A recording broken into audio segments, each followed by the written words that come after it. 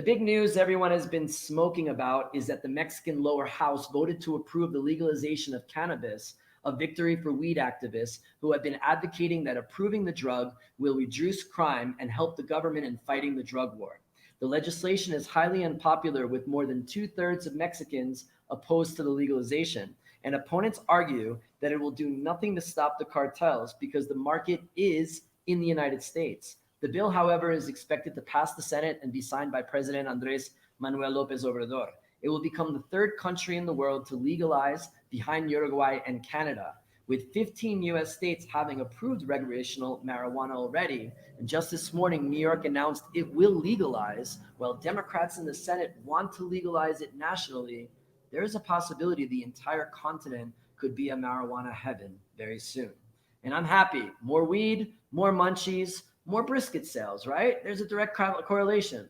For the past 4 years, activists have been protesting, smoking, and as a result, eating a lot of chips outside of the Mexican Senate building on Paseo de la Reforma here in Mexico City. We sent Gringo Show correspondent Julien there to investigate. Hey everyone, what's up? Julien reporting from in front of the Mexican Federal Senate, where momentum has been building to legalize marijuana over recent weeks. So instead of talking to senators today, we figured, why don't we check out Plantón 420 in front of the Senate instead? Plantón 420 is a small park on Reforma Avenue where marijuana activists and enthusiasts have been gathering to call for legalization. And that's right, what you're seeing here is marijuana being grown openly within steps of the Senate building.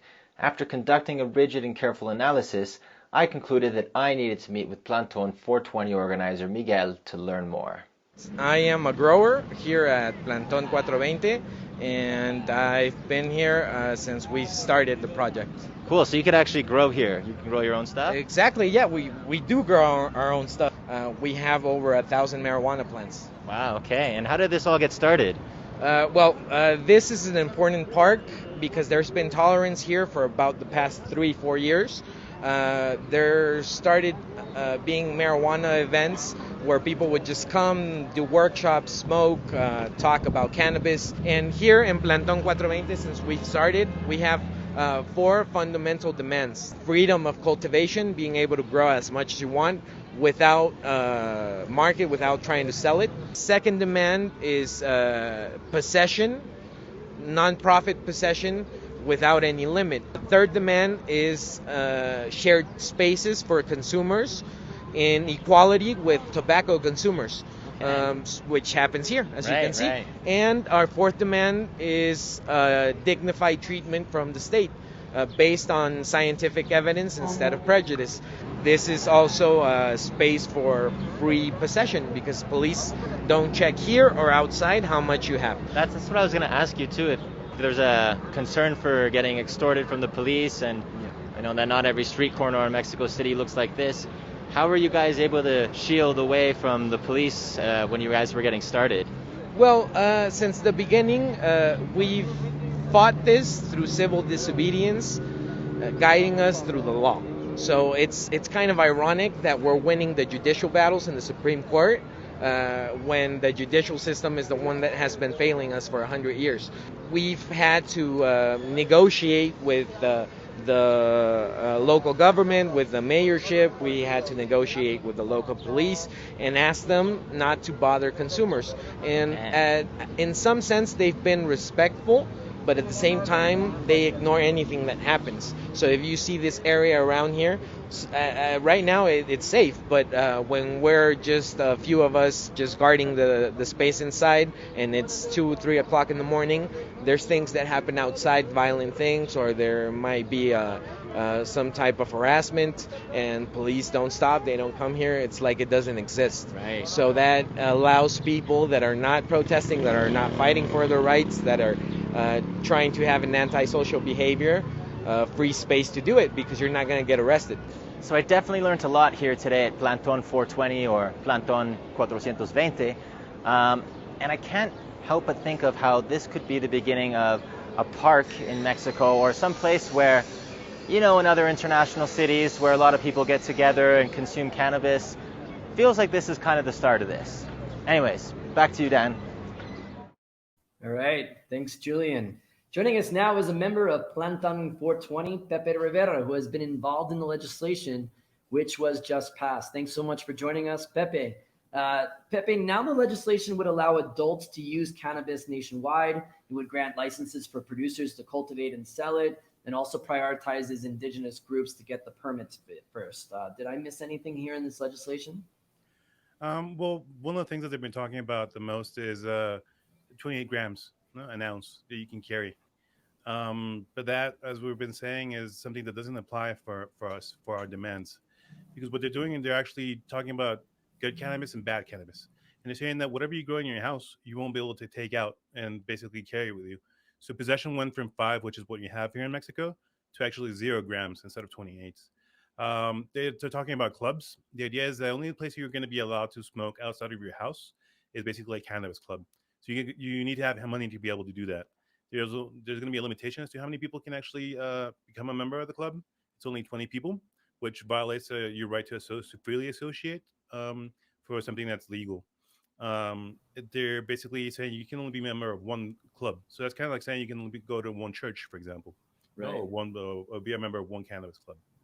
So I mean, but as someone who's been working on this for such a long time, it seems like this is a step forward. Do you feel like it is a step forward, or would you rather not have this legislation at all? Not really, because what we're saying is basically that because of the fines that they're establishing, they're actually higher than what used to be before. No? And so basically, what we're saying, what they're doing right now is they're going to give you a market, but you're still going to be discriminated. So that's the big question: do you want to have a market, or do you want to have your human rights being protected? No, because right now what they're saying is yes, you're going to be able to buy in the store, but they're still going to stop you in the street. No, they're going to use the attack dogs to like search you, stop and frisk. They're going to basically they can still like fire you from your job because you're smoking cannabis. You can't grow without limitations. Why are you going to have limitations in the amount of plants that you can have? But there's no limit as to how much you can buy in the market. So why are they doing that? It's not a question of when we went to the chamber of the deputies, we gave him plants, and we basically told him we're not here because of plants, we're not here because of grams, we're here because of human rights, right? And then what we're talking about is limitations. They're unjustified limitations to what you can do with the plant, your own personal relationship with the plant. And what's different between Mexico and the U.S., for example, and other places, is that the regulation in Mexico is court ordered. And what the Supreme Court is asking Congress to do is basically change 5 articles of the general health law, which go against the Constitution. And basically, they're asking the Senate to fix the problem that's unconstitutional, and they're asking to guarantee a human right. And this human right, as Miguel stated in the video, is basically the right to freely develop your personality. So the idea is this: if cultivation, if possession, and consumption aren't free, then how is the right to freely develop your personality actually free? Right? And so there's unjustified limitations. There are limitations that make home grow and clubs they won't work. They're forcing you to go to the market to actually buy cannabis. And the idea of the court is basically for you to be independent. Right. And this is really interesting to me because, as you're saying, that it's discriminatory, but it seems like that AMLO's constituency would be not be beneficial to this. So this is really surprising.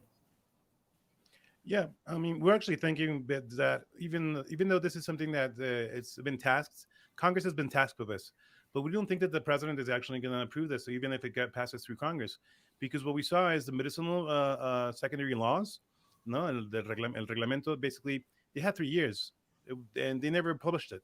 Right. The patient had to sue the government, the Secretary of Health, for them to actually be able to receive medicines. So Of that's what course, they're be doing. an amparo, right? Exactly. If that's what they're doing with patients, what are they going to do with us? They're going to say, "Oh, we don't have enough resources," and they're doing Mhm. some really strange stuff. I mean, it's been a whole year of this process, and the Right. bill actually went to the lower chamber, and it came back. It came back worse than when it left the Senate. One of the things they're doing, for example, is there's double discrimination because they're saying basically they're only regulating recreational, right? Right. And when the court ordered for the personal use, so it includes spiritual use, medicinal use, anything you can think of to freely develop your personality. They're only doing medicinal. But then they also ask, instead of having a Mexican Cannabis Institute to regulate the market, they're asking the CONADIC, the National Addiction Drug Center, agency, right? they're Of like course. NIDA. And Right. so why are they regulating the market? Yeah, and it's something really interesting that a lot of critics are saying that, or actually proponents of the bill are saying that it'll stop the drug cartels. Critics are saying it's not because the market's in the U.S., but you have a different take on this. You're talking less about that and more as a human rights issue. Can you talk more about that? Yeah, I mean, first of all, I mean, it's the same thing. It's not. They're not really because there's will. And so basically, the idea is, um, they're not asking you to create a market. What they're asking you is basically guarantee your relationship with the plants, and that can be done three ways: through the market, through home cultivation, and through associations. But nobody's talking. The court never talked about the market. They never talked. They never mentioned it. And so what you're trying to do is basically make sure that people are treated as adults, that the law is proportional, that is, there's basically the fines or the time that they give you in jail. There shouldn't be any time in jail, but the prohibitions that they're establishing, they're too high. They're not human. Let's put it that way. And so the idea is basically, in order for you to guarantee your relationship with the plants, you can do it through the four demands that Miguel was talking about. No, it's just home cultivation, possession, spaces to smoke, medicates, and dignified treatment. That means a law that doesn't discriminate, particularly from something that's very important, and that's what relates, for example, for the U.S. or any other country, is that human rights are universal, right? And basically, the court ordered 245, the article, as unconstitutional. That's as every country has a 245. In the states, it would be the Controlled Substance Act. And what this does, it tells you whether the plant or the substance it has medicinal value and whether it's dangerous, right? They're not changing that. They have to change it because otherwise, then you're not being ethical because the court already said that cannabis is in danger for public health, individual health, or public order. So Right. that's the idea. We want to be ethical. This is really interesting because I feel like that a lot of people are celebrating this. We don't have too much time. This is my last question for you, because what's interesting is that it's an election year. Mhm. 2/3 of the Mexican population are against cannabis legislation. It seems weird why they're pushing this through when it doesn't have so much support. Of course, in the U.S., the issues that are involved are less about what you're talking about as a social aspect, but more for tax revenue for schools and for infrastructure and other things. And also that the business lobby is pushing because they're opening up a new market here. Doesn't seem like that is being talked about. And what is your thoughts about that? And what is your thoughts about this not getting through the Senate, going back and being revised and not becoming law? And so again, we've heard how many years that weed is legal in Mexico, and then every year it seems like they have another announcement, and cannabis still is not legal. Well, see, the interesting thing is here is for us specifically in terms of strategy, our best scenario is actually for the law not to pass. Because if the law doesn't pass, then basically the court has to do what's called a Declaratoria General de Inconstitucionalidad. And that basically means that the rights that I have, because I have an injunction and an amparo, so I can smoke anywhere. I can plant as many plants as I want, right? That is because the 5 articles that we're declaring unconstitutional, I'm detached from the law. And so if the Congress doesn't pass this law, then the Supreme Court is basically going to grab the law and it's going to like black out those 5 articles. And the rights that I have, they're going to give to everybody democratically. So everybody can plant as much as they want. They can do anything they want with it, except for commerce, right? And so we're saying what's important is that it's not that you can buy or make money with this. It's not that it's going to affect like cartels. We never say, at least in the movement or in the Plantón, we never say that this is something you have to do because it's going to reduce violence, especially because it's going to reduce the amount of money that cartels have. It's going to reduce violence because it's going to let police like concentrate on their job to concentrate on crimes that are actually violent, not because of possession and stuff like that. So what we're actually expecting is basically what the best scenario for Senate is basically it's a hot potato. They don't want to have it because they've actually asked for so many extensions that if they ask for another one, they're going to be at fault, and basically they're going to be you can sue them, right? And so basically right now they want to pass it without any type of modifications. They want to give it to the president so they can become law.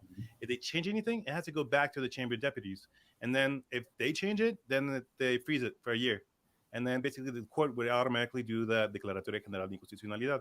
Everybody gets the rights. Everybody. Right.